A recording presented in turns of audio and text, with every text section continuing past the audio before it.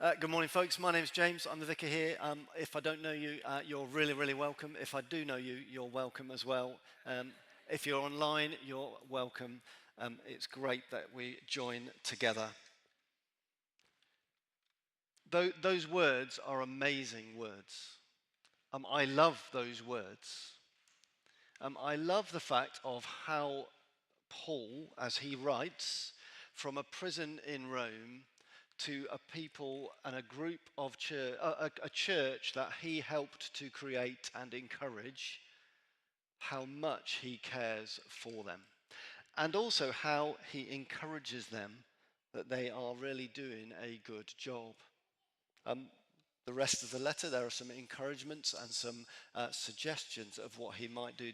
They might do differently, but generally he is writing to encourage them. And it's a privilege for me to stand up this morning and say, actually, thank you to everyone who is here, whether in the building, whether online, whether listening later. Thank you, because I believe that God is doing good things in us as a community and through us for our whole community. I don't know whether you ever wonder, when you read that passage, I wonder what people say about us. Well, it's my privilege sometimes to hear people who visit and share what they find. And for the most part, it's really encouraging. In fact, I don't think anyone's really ever been super discouraging. This is a church which seeks to follow Jesus and seeks to do that together. And it is great to be part of it.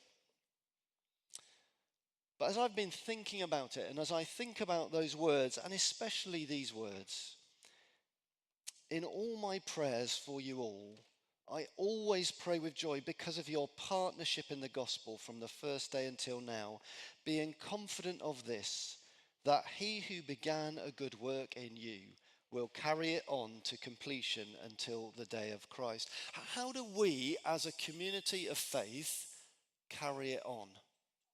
Carry it on until the day when Jesus comes again, whether that be in our lifetime or not. How can we as a community make sure we keep doing that? As I've been thinking about it, a word that comes to my mind is shift. I've not really worked out what it all means, but I'm confident that something needs to shift. Now, one could say, well, that's obvious. If we want to keep moving forward, we have to shift. Things will always change. But I do wonder what it is. So I invite you to join with me and wonder about that. If you have time, you might pray, okay, God, what are you saying? What needs to be the things that we change?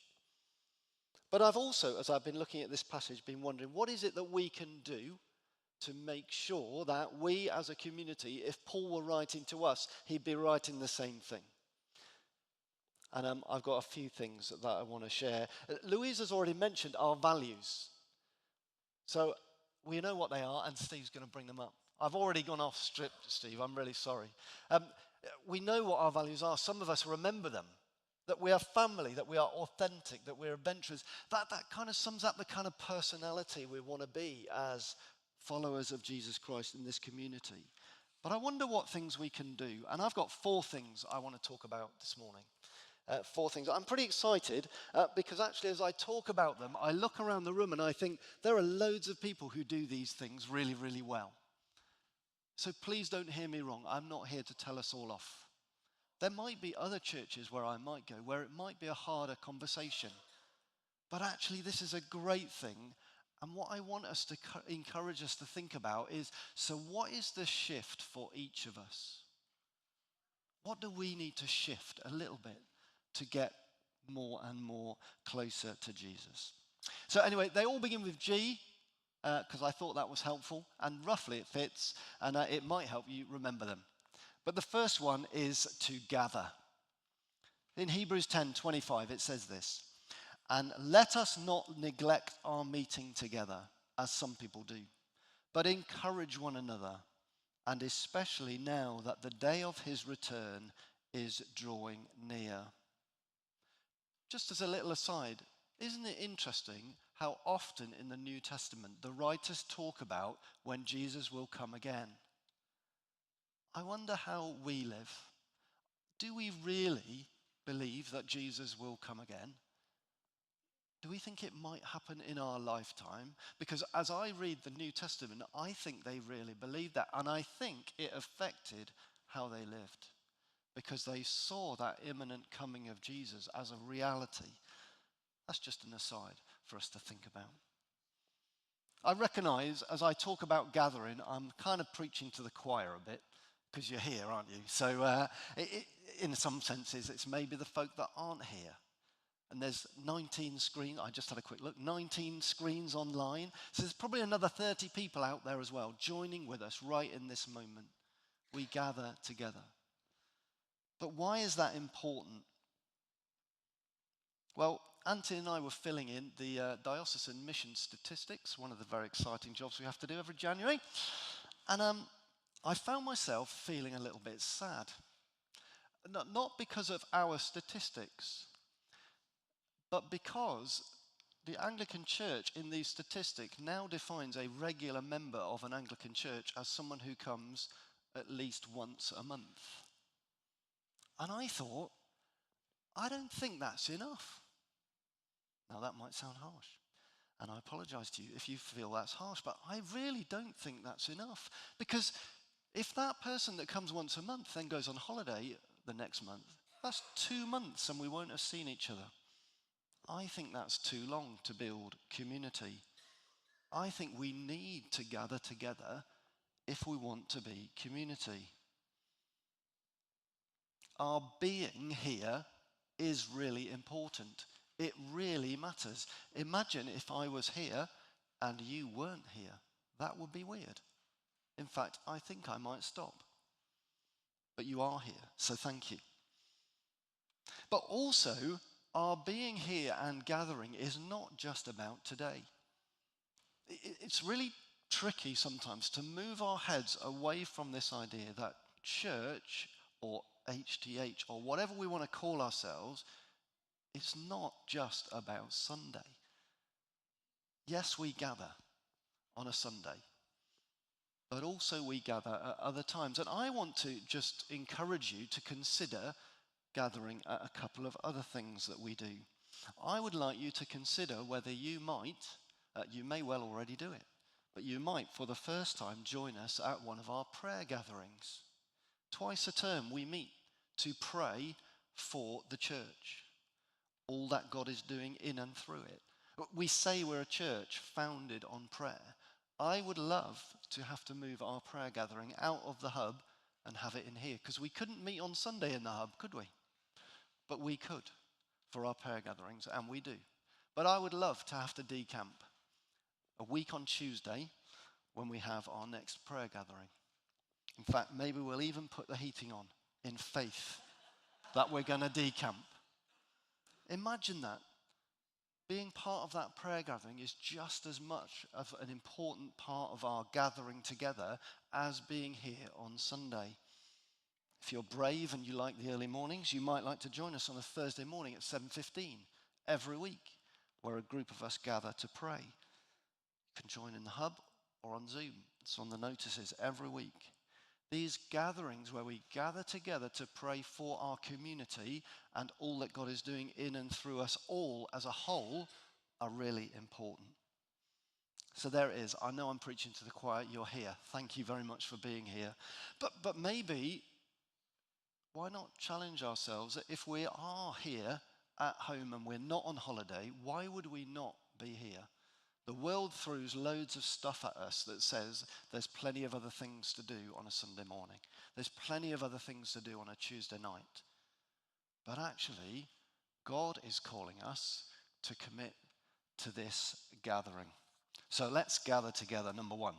Number two, get involved. If you've been around for a few years, you'll remember, I think it's nearly 3 years ago now, but we did a thing trying to encourage people to get involved. I think it's really hard to be part of a group of people, part of a community, yet not participate in it. We can sit on the sidelines, we can do that. but actually we won't benefit from it, and we won't learn from it, and we won't contribute to it if we do that. 1 Peter 4:10 says this: each of you should use whatever gift you have received to serve others as faithful stewards of God's grace in its various forms.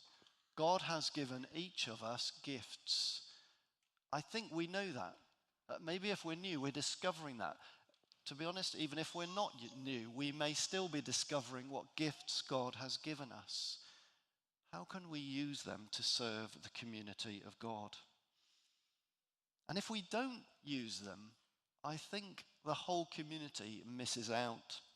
In Ephesians 4:16 it says this: from him the whole body, joined and held together by every supporting ligament, grows and builds itself up in love as each part does its work. You see, if one of us doesn't do what God's created us to do, actually the whole misses out. So it doesn't matter whether you're a ligament, seemingly insignificant, or whether you're the nose, which everyone notices. I don't know. All of us are important to make the whole function. And so if one of us doesn't, God has told us that each of us has gifts to use and in God's service. So if one of us doesn't use those, then the whole is missing out.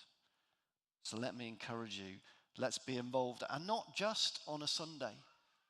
Don't forget, church exists beyond Sunday. I know that we can't do what we do on a Sunday morning without many, many people getting involved. You'd be scared if you knew how many people it takes to make this Sunday morning happen. But there is life outside of Sunday, and it is really healthy, and it's really exciting to be part of. So think about it. Where could you be involved outside of Sunday? So number 2, let's get involved. Number 3, giving. I'm in a weird position that I don't mind talking about giving. I know lots of people find it really awkward, but I stand in front of a church who are very generous. I stand in front of a church who listen when God is calling us to do something and respond. I don't quite understand, but God has blessed many things over the many years of this church. So thank you. Everything that we do as a church is funded by the gifts of us, with the exception of a few grants which we bid for. Everything is funded by us, so thank you. The salaries that we pay our staff who do an amazing job in leading stuff, the money we spend in doing outreach to meet the needs of the community, the maintenance of this building, the purchase of PA equipment, the repair of amplifiers that break. This is all funded by you. It's not funded by someone else. For this community to function, it needs the generosity of its members. And so by giving, you are becoming part of the community. You are enabling it to happen. One of my favorite verses about giving is this. It's in 2 Corinthians 9, verse 7. You must each decide in your heart how much to give. So I'm sorry, folks, if you wanted me to tell you, if you give X, that's enough. I'm not going to say that. In fact, I'm not going to tell you what to give. But we need to decide in our own heart. And then when we do it, when we make that decision, it says this: do not give reluctantly or in response to pressure. So if you're feeling under pressure from me, I apologize for that. That is not my intention. My intention is to open up what the Bible is saying about it. But it says this: and don't give reluctantly or in response to pressure, for God loves a person who gives cheerfully. So make your decision about what you want to give and then enjoy giving it away. It's an amazing thing to give stuff away. If you've never tried it, when you're walking along the street and there's someone who's sitting outside a shop and you think they look really cold, offer to buy them a coffee, they'll be pleased and you'll feel amazing. I know it's not about us, but there's something about us that actually when we give what we have away, it's a good thing. I think we're made like that. Remember, we believe that all good things are given to us from God. So actually, if you turn it around, The stuff we don't give away is the stuff we're choosing to keep for ourselves. That feels a little bit harder to sit with, doesn't it? So the attitude that Deb and I try and follow is one which I've mentioned before, is to try to be increasingly generous. So we do it in April because we like to follow the tax year. It's always good. Bit of advice there. Don't do it in January. Follow the tax year. But anyway, we sit there and say, so could we this year be a little bit more generous and keep a little bit less for ourselves? Now, sometimes that might mean that we can't quite do as much as we used to. Other times it won't. Sometimes we have enough money to give a bit more away. Other times it's a bit more costly. But it is an amazing thing to have decided that we're going to give this money away and then to give it away. What a pleasure it is. So giving can be a great thing. It can really encourage us, and it really helps us to be part of this community. We feel that we're contributing to this, whatever this is. And don't forget, it's much bigger than this on a Sunday morning. So whatever each of you decides, have a think and be part of HTH by giving. And then the final one is grow. So as followers of Jesus, I hope that we want to grow. I hope that we want to grow individually, but I hope we also want to grow as a community. We want people to come to know Jesus. And if they do that, we will grow as a community. A brilliant way for us to grow together is to meet in smaller groups. I don't know about you, but I think it's quite hard on a Sunday morning to get to know people. It's quite hard to, it's not an easy place, is it, to share the deepest concerns of your heart. There's a lot of people around, there's a lot of noise, there's a lot of things going on. And that's why we meet in these small groups. I could have called this last one groups, and probably it would have been better, but I only thought about that when I was doing the first sermon at 8:30, so I couldn't change the graphics. But we really encourage small groups. I hope if you've been coming along for a while, you'll have heard that, and I hope you've been encouraged to join one. Why do we do that? Well, we do it because of this. Proverbs 27:17, as iron sharpens iron, so one person sharpens another. If we want to grow to be more like Christ, we need other people to rub alongside with and to help us become more like Christ. Yes, we can do it ourselves. Please don't hear me wrong. But it is much easier and much more effective if we do it together. We can get to know each other. We can build strong relationships. We build trust. We can be honest with one another and share the good bits and the bad bits and not be judged. We can be authentic with one another, if you want to use that word we use in our values. This Talking Jesus course we do. We could all sit down and we could all watch these 6 videos and we could read the book. And if you're really keen, you could write in the book. But I think we would learn a whole lot less if we did it on our own. That's why we're doing it in our small groups, because we want to encourage each other.